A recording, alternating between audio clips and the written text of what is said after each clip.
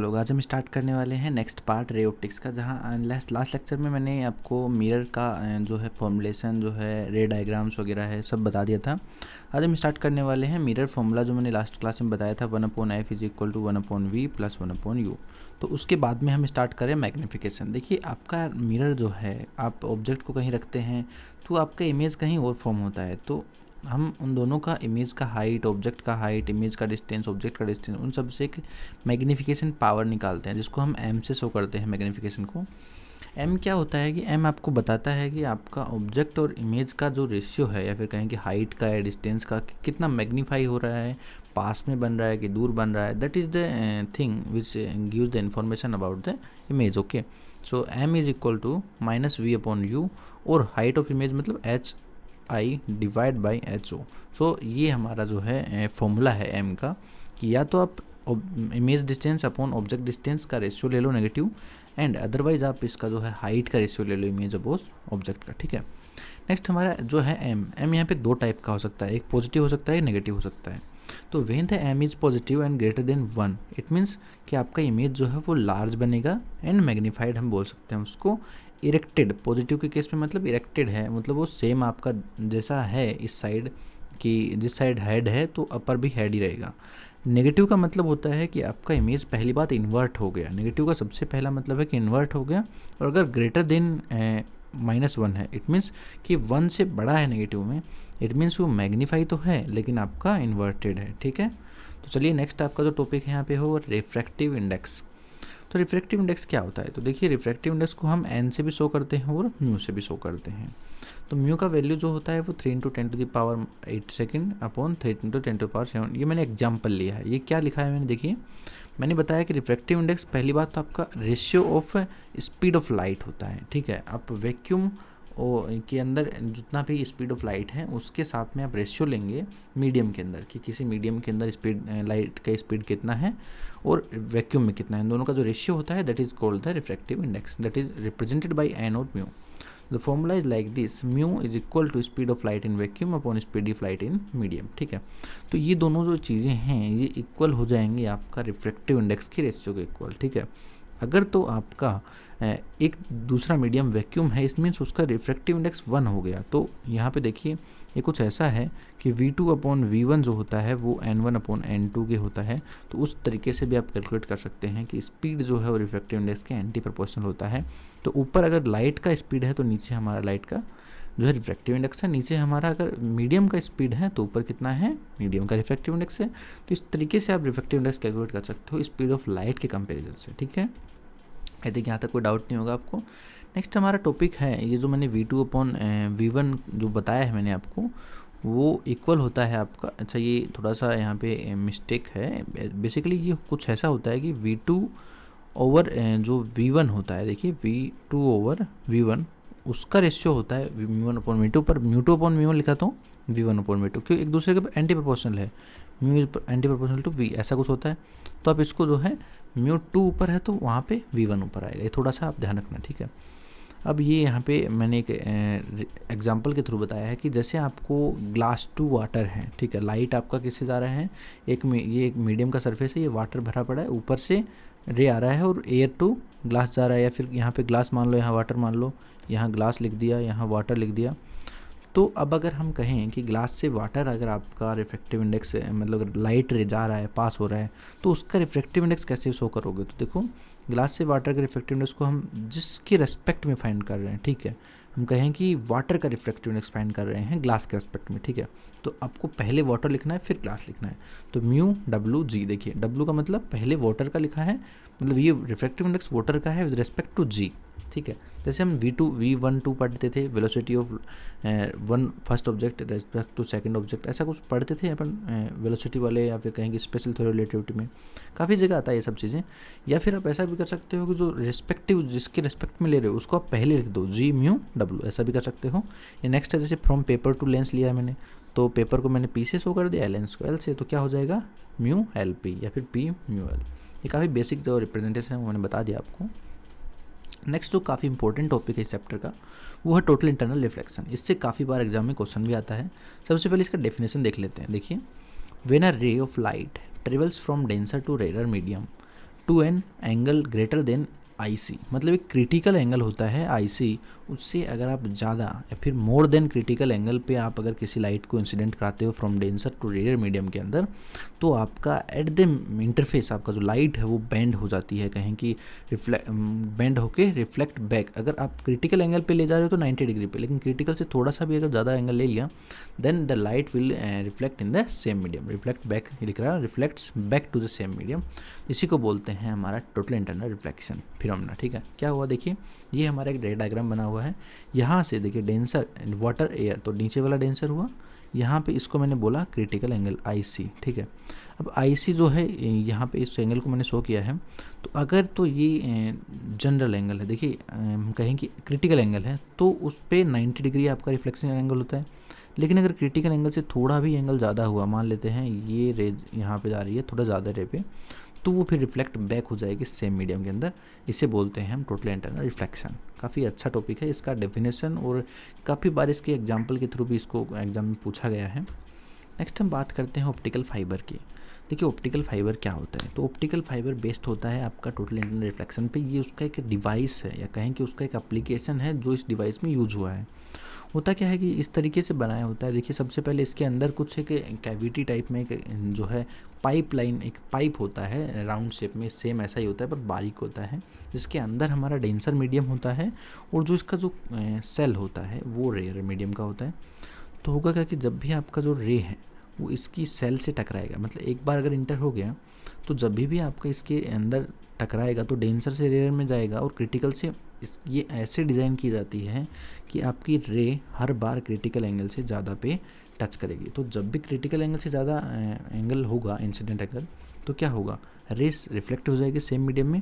देखिए यहाँ से आई थी और वो रिफ्लेक्ट होगी सेम मीडियम में। इसका मतलब एवरी टाइम आपका जो रे है वो रिफ्लेक्ट बैक मतलब वो लाइट एक तरीके से उसके अंदर फंस जाएगी।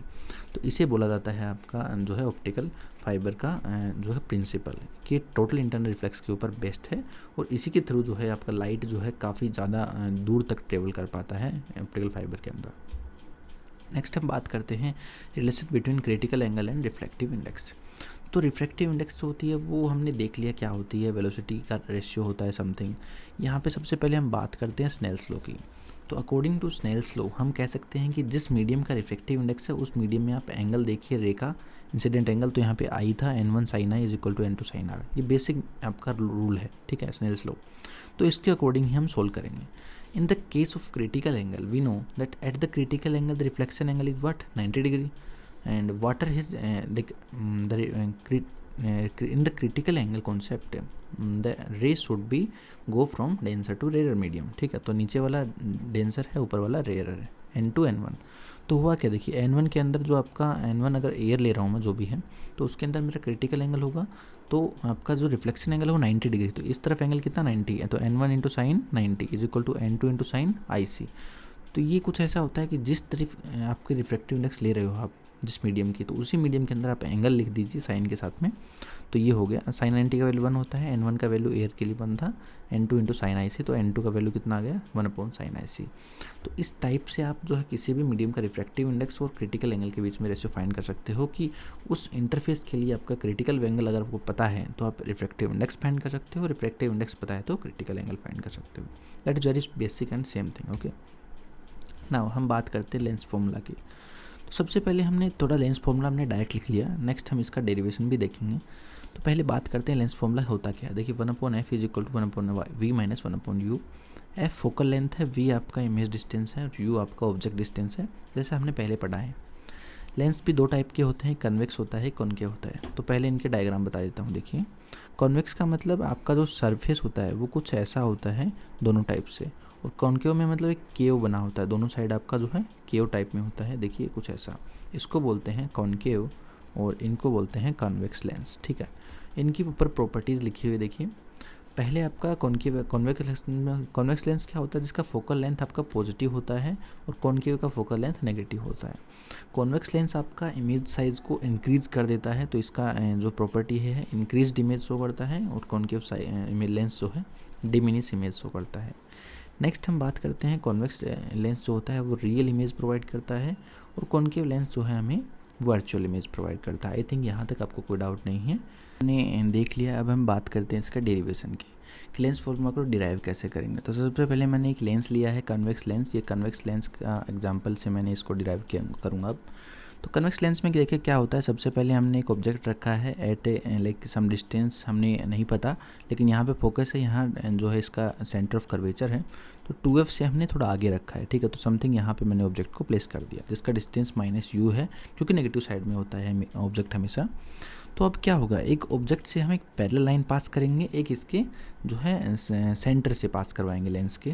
तो देखिए यहाँ से O से पास हो रहा है तो वो डायरेक्ट सीधा निकल जाएगा, और एक जो इसके पैरेलल पास हो रहा है वो इसके फोकस से जाएगा। तो फोकस कुछ यहाँ पे है देखिए, तो इस पॉइंट से पास हो गया। अब ये दोनों जाके एक पॉइंट पे मीट होंगे जहाँ पे हमारा इमेज बनेगा। तो आप एक चीज़ यहाँ पे देख सकते हो कि इमेज थोड़ा सा बिगर है, बट ये डजंट मैटर, हम इसका फॉर्मूला डिराइव कर रहे हैं। ये पहले मैं बता देता हूँ, इसका नोटेशन f प्राइम है, ये 2f प्राइम है। इसके राइट साइड को हम प्राइम से लिखते हैं, लेफ्ट साइड को जनरल f 2f लिख देते हैं। तो ये -u हो गया, ये v हो गया, ये f हो गया। फोकल लेंथ को हम f से लिखते हैं। अब देखिए यहाँ पे एक इमेज ऑब्जेक्ट को मैंने लिखा है AB, और इमेज को लिखा है a प्राइम b प्राइम। सबसे पहले हमने दो ट्राइंगल लिए हैं, ABD और AB और a prime b prime o। तो ये ट्राइंगल देखिए ABO एंड एक है a prime b prime o, ठीक है। इन दोनों ट्राइंगल में हमारा ये एंगल कांस्टेंट इक्वल था, हम कह सकते हैं बेसिकली। तो जब भी इक्वल एंगल होता है और ये 90 होता है बेसिकली दोनों में, तो हम कह सकते हैं तीनों एंगल इक्वल हैं। तो हम सिमिलर ट्राइंगल्स का कॉन्सेप्ट लगा के साइड्स को इक्वल कर सकते हैं। तो देखिए AB अपॉन कितना लिखेंगे, a prime b prime equal to BO divide by b prime o। Simple, ये दोनों से कंपेयर करके मैंने ट्राइंगल से लिखा है। नेक्स्ट हमने बात किया MOF और a prime b prime f, MOF and b prime f o prime, ठीक है। इन दोनों में अगर कंपेयर करेंगे तो सेम टाइप से MO upon a prime b prime, OF upon b prime f। I think ये भी आपको समझ में आया, मैंने सिर्फ रेशियो लिया है, ठीक है, नथिंग। सिमिलर ट्राइंगल्स का कॉन्सेप्ट लगाया, जहाँ भी दो एंगल से ज़्यादा एंगल आपके किसी ट्राइंगल्स में कोइंसाइड कर दें, फिर कहें कि एंगल इक्वल्स आ जाएँ दो से ज़्यादा, तो उस टाइम पे हम बोल सकते हैं कि वहाँ पे हम सिमिलर ट्राइंगल्स का कॉन्सेप्ट यूज़ कर सकते हैं। तो देखिए अभी यहाँ पे यहाँ तक हम पहुँच गए, ठीक है। अभी देखिए इसको हम जो है दोबारा लिख सकते हैं। MO क्या है, देखिए MO क्या है, आपका ऑब्जेक्ट का डिस्टेंस जो है, हाइट है AB, उसके इक्वल MO है। दोनों पैरेलल लाइंस है, तो ये दोनों अगर पैरेलल हैं ये दोनों, तो इन दोनों लाइंस के बीच की डिस्टेंस हमेशा कांस्टेंट रहेगी।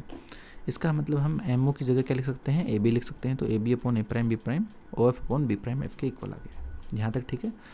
अब देखो कि हम क्या करेंगे, जस्ट इसमें हम वैल्यू पुट करेंगे। तो यहाँ पे आप चाहें तो इसको थोड़ा और सोल्व कर सकते हैं, बट इसका कोई नीड नहीं है। तो चलिए इन दोनों को कंपेयर कर लेते हैं, यहाँ से और यहाँ से। देखिए लेफ्ट हैंड साइड इक्वल है, यहाँ पे देखिए लेफ्ट हैंड साइड दोनों में इक्वल है, तो राइट हैंड साइड इक्वल कर देंगे। तो राइट हैंड साइड में हमने क्या किया, वैल्यू पुट कर देंगे। BO का वैल्यू पता है आपको, देखो BO क्या है, BO B2O आपका है यहाँ पे F -u, क्योंकि ये ऑब्जेक्ट डिस्टेंस है। नेक्स्ट हम बात करते हैं B प्राइम O क्या है आपका, इमेज डिस्टेंस V हो गया, पॉजिटिव डायरेक्शन में होगा। OF देखिए O2F, तो ये फोकल लेंथ है F, and B prime F क्या है, B प्राइम टू F, यहाँ तक, ठीक है। तो B प्राइम F आप इस तरीके से फाइंड कर सकते हो, और वो आपका कितना आया है, OB prime minus OF prime, ठीक है। तो ये हो जाएगा V माइनस आपका F। तो ये मैंने वैल्यू पुट कर दी है सारी, -u upon V, F upon V minus F। कुछ नहीं किया, यहाँ पे सिर्फ मैं क्रॉस मल्टीप्लाई किया है इन दोनों को, यहाँ इसको मल्टीप्लाई इससे किया है, और ये वैल्यू आ गया मेरे पास। नेक्स्ट हम बात कर रहे हैं, इसको मल्टीप्लाई करेंगे, मतलब इस पूरी इक्वेशन को मल्टीप्लाई करने के बाद में ये मिला, और मल्टीप्लाई करने के बाद हम UV F से क्या कर देंगे, डिवाइड कर देंगे किससे, UV एंड F से, तीनों से। तो होगा क्या कि हमारे पास मिलेगा -1/f, क्योंकि इसमें UV F डालोगे तो UV कैंसिल हो जाएगा और F बचेगा, तो -1/f, 1/v और 1/u।